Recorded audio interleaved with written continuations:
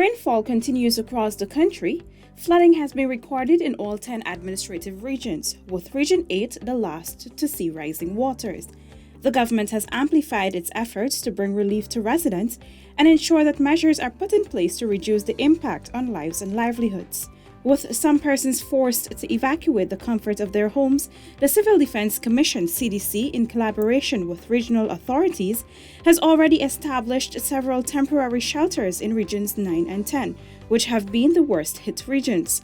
These shelters are collectively accommodating 53 residents. So far, shelters have been established at the Tabachinga Sports Complex, Arapaima Primary and Culvard City Nursery, Region 9, and Arapaima Nursery, Arapaima Primary Shelter, and Kokwani Primary in Region 10. Efforts are also underway to establish shelters in Region 5, which has been severely affected. The CDC, in collaboration with the private sector, will ensure that the shelters receive food and cleaning supplies. We have established shelters in various communities throughout the country. And of course, in order to support the residents in those shelters and of course in the community at large, we'll definitely need to reach out to them with water and of course sustenance in terms of juice and sanitation for continuous cleaning at this time. The Ministry of Health has been on high alert to counter the threat of waterborne diseases posed by flooding. However, Health Minister Honorable Dr. Frank Anthony said that up to press time on Tuesday, none of the regions had reported any instances of these diseases. Reports of an outbreak of dengue fever in Region 9, he said, are inaccurate. We have not received any reports of any waterborne diseases. We are monitoring for it. So there are three things that we're looking for right now: waterborne diseases. We're looking for people with skin rashes, and we're also on the lookout for leptospirosis. We have had, I heard from some persons in the media that they were saying that we have outbreaks of dengue. We haven't had any outbreaks of dengue in any of the regions so far. Up to this morning, we have had a call with the regional health officers of all the different regions, and they haven't reported any outbreaks of anything, and they have been constantly monitoring. The minister noted that teams have also been dispatched to every region, and they're providing cleaning agents and oral rehydration salts, among other supplements to residents, even as they monitor for waterborne diseases, leptospirosis, and skin rashes. In anticipation of rashes and so forth, we have sent in things like skin ointments and creams to various regions. In anticipation that children might get diarrheal diseases, we have sent in the ORS and bleach to help to purify water. So we are anticipating and making sure that supplies are closer to the point of usage, and so that's what we're doing. But so far we haven't had any major complaints, health complaints that is. Region 2 has also seen flooding in the upper and lower Pomeroon areas, including the health posts at Siriki and Dredge Creek.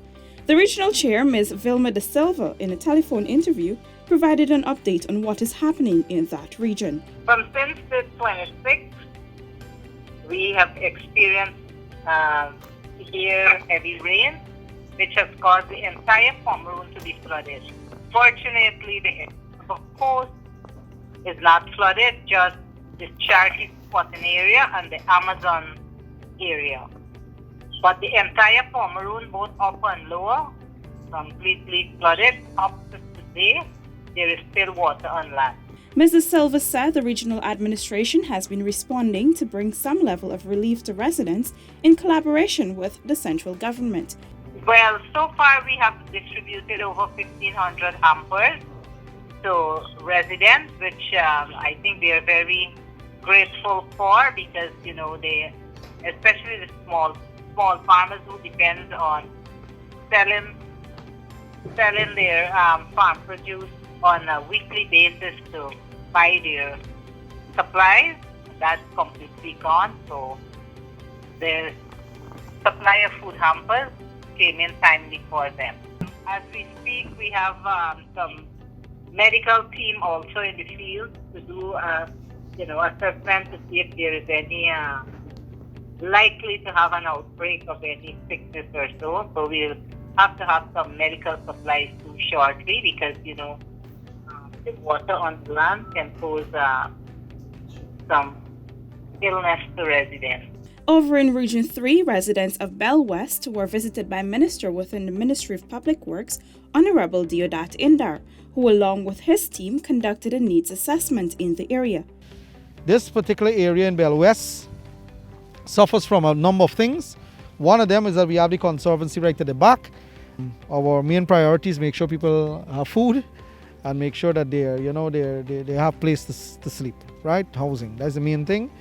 Any damages to property and so we're going to have to look at that at a later date. But right now the main priority, because the entire country is affected to some extent, so we really want to make sure that we respond in a measured way. He noted that plans are already in motion for a variety of relief measures to be implemented. Every area you go, there's drainage and there are plastic bottles in the drain, causing the water flow to impede. If you go around, you can see excavators digging to clear the trenches in front of people's residence. But on the left side, where you separate Bell West from Bell East, there's a trench there. And that trench have about 8 cokers flowing water to and from the trench into the, they call them cokers, right? But they're free-flowing cokers. There's no lock on them, right? So Mr. Yankan and the team from the NDC already, the NDIA people already assessed them. 4 out of them, we have to blank them so that the water from the trench and from the conservancy and from the more inland don't come and flood the residents here. Also, there's 2 culverts there at the end that we have our long boom excavators going to try to clear those culverts so the water can draw down quickly. Mr. Inshan Ayub, Region 3's chairman, said the regional administration and the private sector are working to provide relief hampers and livestock to those persons who would have suffered losses and other assistance as may be required.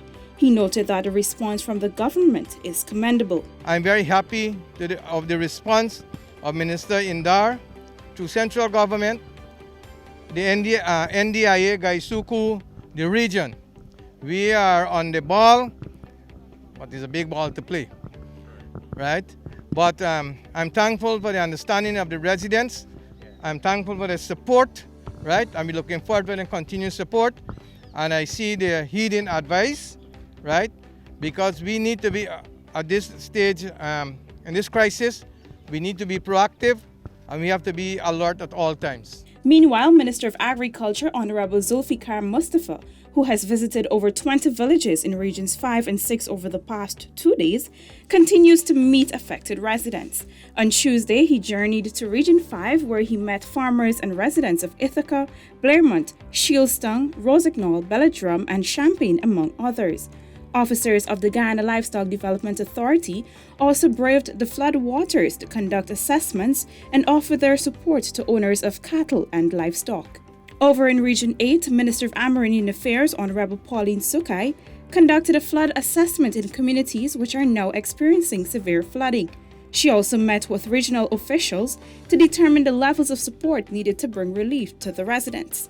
Teams from both the Ministry of Amerindian Affairs and the Regional Democratic Council will be visiting communities including El Paso, where food, cleaning and medical supplies will be distributed.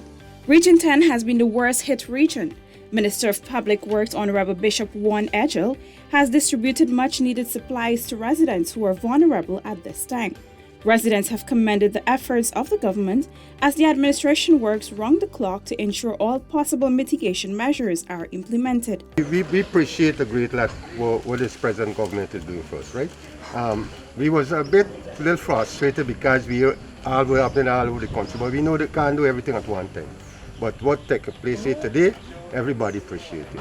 Well, actually, myself and parents in farm, and right now our farm is like about 8 feet underwater, and we can't do any kind of plant. Actually, we can't do no planting at all, and we're trying to harvest our planting and banana that is remain.